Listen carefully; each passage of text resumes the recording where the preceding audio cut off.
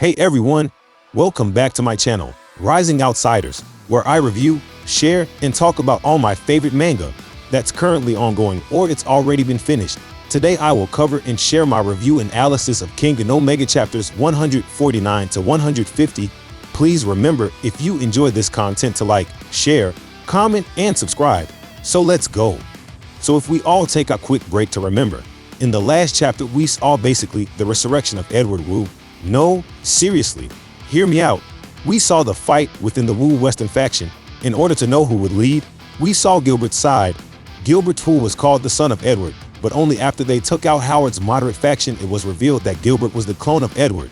So there you go, Edward is back in the game. I just wanted to make that point. Also, another point, I want to talk about are all these time skips coming out of nowhere. First, we got a short time skip of 3 months after the Purgatory vs. Kengan match. Now, as we will see, we are presented with yet another time skip of 2 years. So here we are with 2 time skips within 3 chapters. I love this manga, don't get me wrong, and I understand the fact that making a time skip helps out with moving the plot points faster, but having 2 one after another, that is crazy. But we will see how it goes. Alright, so in chapter 149 called Supernovas, let's talk about it in 2 parts. 2 parts that advance 2 plot points on this chapter. First, we are in Italy. A lot of tourists and police activity everywhere, and we see the police talk with tourists and asking them for papers and check their bag. You know, everyday routine stuff. Then out of nowhere, the worm is back. The tourists had a device that just decimated the entire part of the city where they were. Big boom heard everywhere. The worm is back. That's for the first part. For the second part of this chapter, we are now back to the protagonist of Omega. Our boy Koga is back at it. We are now set on an underground Kengan match, cast by Sayaka, and the announcer from Purgatory, Alisa. We continue to see familiar faces here because Kakuro the Wolf Soldier is the first fighter presented. If you remember, it was Kakuro, one of the Kengan fighters that helped Koga train. Now we see that the other fighter is Koga the Fist Eye. Small lore interjection here. After the Kengan Association won the match against Purgatory, and Nogi decided to make Purgatory a subsidiary of the Kengan Association, now they can lease fighters between them, which is the case of Koga, who was leased to Purgatory for 6 months. Back to the chapter. The fight starts right away, and as Kakuro attacks, he gets checked in the face so fast he doesn't even know what's going on. Koga has improved a lot.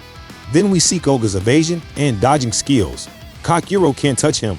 That's the end of chapter 149. We continue right away in chapter 149.2 as the fight continues. Kakuro keeps attacking but can't touch Koga. He feints a strike and drops for an 8 down, but Koga is too fast and sprawls, neutralizing Kakuro's plan to take this fight to the ground.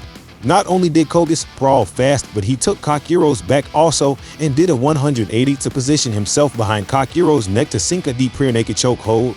Koga squeezes hard as Kakuro thinks to himself, how did Koga improve so much in 2 years?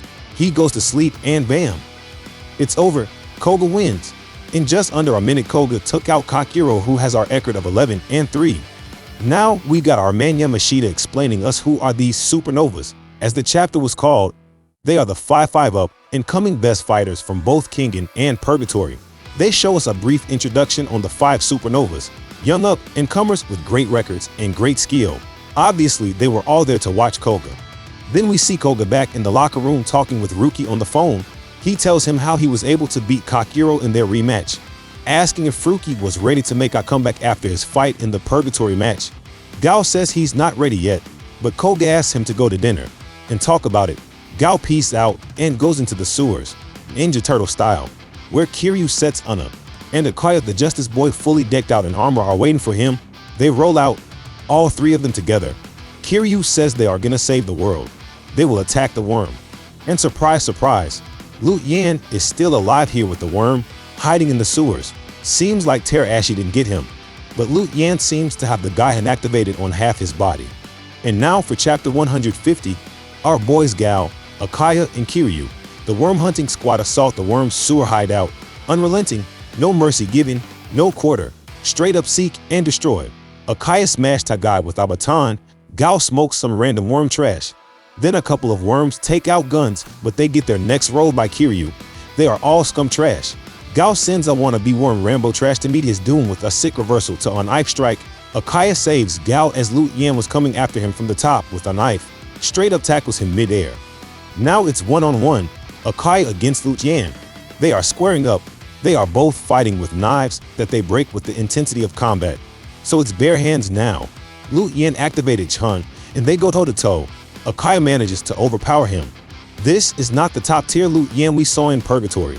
He was much stronger when he fought Kano Agido. Anyway, Akaya manages to make Lu Yan need a flashlight with his head, and he's gone. Like super gone. For the final of the chapter, Gao manages to meet Koga for dinner. He didn't even break a sweat. Gao wonders if his worm hunting is almost over, and if Koga will be his successor. Now for my review. Honestly, I got mixed feelings here.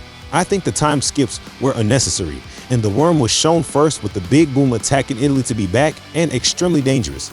But then they were shown to be straight up trash as the three-man squad just squashed them. So I don't really know what's going on there. How can you create expectations and a threat from a group that is simultaneously shown to be strong and dangerous, and then weak and pathetic? It's a bit inconsistent. But then again, I don't know what Darwin has in store for the future. Then we got Koga with the time skip of the training, and the fights we didn't see, and all the things we know nothing about. I feel like new story arcs are being made. I get that. You gotta set the foundations. But I'm not sure if this was the best way, as it created big gaps within the lore. I speak for myself as a Kengan fan. Well, that's all for today, guys. Thank you for staying with me. Please share your thoughts on these chapters, and what do you think will happen in the next one? If you want more, please leave a like and subscribe. Again, thank you. And we will see each other on the next one.